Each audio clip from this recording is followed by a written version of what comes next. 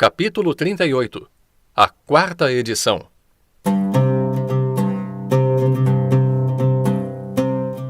Venha cá jantar amanhã, disse-me o Dutra uma noite. Aceitei o convite. No dia seguinte, mandei que a sege me esperasse no Largo de São Francisco de Paula e fui dar várias voltas. Lembra-vos ainda minha teoria das edições humanas? Pois sabei que naquele tempo estava eu na quarta edição, revista e emendada, mas ainda inçada de descuidos e barbarismos. Defeito que, aliás, achava alguma compensação no tipo, que era elegante, e na encadernação, que era luxuosa. Dadas as voltas ao passar pela Rua dos Ourives, consulto o relógio e cai-me o vidro na calçada. Entro na primeira loja que tinha à mão. Era um cubículo, pouco mais, empoeirado e escuro. Ao fundo, por trás do balcão, estava sentada uma mulher cujo rosto amarelo e bexiguento não se destacava logo à primeira vista. Mas logo que se destacava era um espetáculo curioso. Não podia ter sido feia. Ao contrário, via-se que fora bonita, e não pouco bonita. Mas a doença e uma velhice precoce destruíam-lhe a flor das graças. As bexigas tinham sido terríveis. Os sinais, grandes e muitos, faziam saliências e encarnas, declives e aclives, e davam uma sensação de lixa grossa, enormemente grossa. Eram os olhos a melhor parte do vulto, e aliás tinham uma expressão singular e repugnante que mudou, entretanto, logo que eu comecei a falar. Quanto ao cabelo, estava russo e quase tão poento como os portais da loja. Num dos dedos da mão esquerda, fulgia-lhe um diamante. Crê-lo-eis, Pósteros? Essa mulher era Marcela. Não a conheci logo, era difícil. Ela, porém, conheceu-me apenas lhe dirigi a palavra. Os olhos chisparam e trocaram a expressão usual por outra, meio doce e meio triste. Vi-lhe um movimento como para esconder-se ou fugir. Era o instinto da vaidade que não durou mais de um instante. Marcela acomodou-se e sorriu. Quer comprar alguma coisa? Disse ela, estendendo-me a mão. Não respondi nada. Marcela compreendeu a causa do meu silêncio. Não era difícil. E só hesitou, creio eu, em decidir o que dominava mais, se o assombro do presente, se a memória do passado.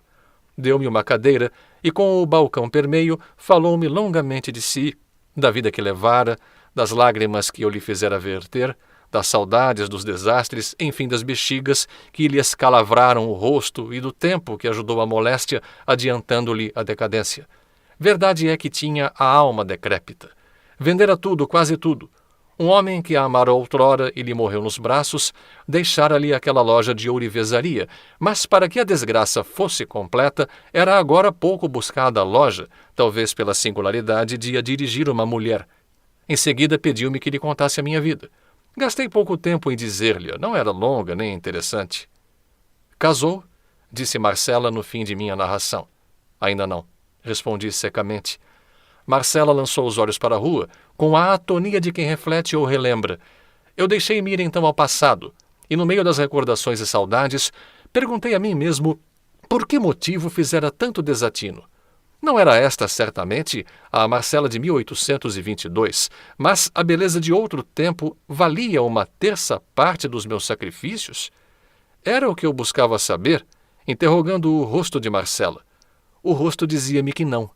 Ao mesmo tempo, os olhos me contavam que já outrora como hoje, ardia neles a flama da cobiça. Os meus é que não souberam ver-lhe. Eram olhos da primeira edição. Mas por que entrou aqui? Viu-me da rua? Perguntou ela, saindo daquela espécie de torpor. Não, supunha entrar numa casa de relojoeiro. Queria comprar um vidro para este relógio. Vou a outra parte. Desculpe-me, tenho pressa. Marcela suspirou com tristeza. A verdade é que eu me sentia pungido e aborrecido ao mesmo tempo e ansiava por me ver fora daquela casa. Marcela, entretanto, chamou um moleque, deu-lhe o relógio e, apesar da minha oposição, mandou-o a uma loja na vizinhança comprar o vidro. Não havia remédio. Sentei-me outra vez. Disse ela então que desejava ter a proteção dos conhecidos de outro tempo. Ponderou que mais tarde ou mais cedo era natural que me casasse e afiançou que me daria finas joias por preços baratos. Não disse preços baratos, mas usou uma metáfora delicada e transparente. Entrei a desconfiar que não padecera nenhum desastre, salvo a moléstia, que tinha o dinheiro a bom recado e que negociava com o único fim de acudir à paixão do lucro, que era o verme roedor daquela existência. Foi isso mesmo que me disseram depois. Capítulo 39. O vizinho.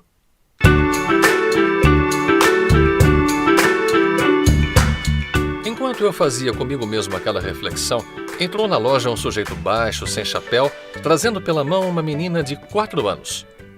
Como passou hoje de manhã, disse ele a Marcela. Assim. Vem cá, maricota. O sujeito levantou a criança pelos braços e passou-a para dentro do balcão. Anda, disse ele. Pergunta a dona Marcela como passou a noite. Estava ansiosa por vir cá, mas a mãe não tinha podido vesti-la. Então, maricota, toma a bênção. Olha a vara de marmelo. Assim. Não imagino que ela é lá em casa. Fala na senhora a todos os instantes e aqui parece uma pamonha. Ainda ontem, digo, maricota. Não diga não, papai. Então foi alguma coisa feia? Perguntou Marcela, batendo na cara da menina. Eu lhe digo. A mãe ensina-lhe a rezar todas as noites um Padre Nosso e uma Ave Maria, oferecidos a Nossa Senhora. Mas a pequena ontem veio pedir-me com voz muito humilde, imagine o quê? Que queria oferecê-los a Santa Marcela.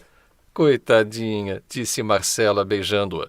É um namoro, uma paixão, como a senhora não imagina. A mãe diz que é feitiço. Contou mais algumas coisas o sujeito, todas muito agradáveis, até que saiu levando a menina, não sem deitar-me um olhar interrogativo ou suspeitoso. Perguntei a Marcela quem era ele. É um relojoeiro da vizinhança, um bom homem. A mulher também. E a filha é galante, não? Parecem gostar muito de mim. É boa gente. Ao proferir estas palavras, havia um tremor de alegria na voz de Marcela. E no rosto como que se lhe espraiou uma onda de ventura. Capítulo 40. Na sege.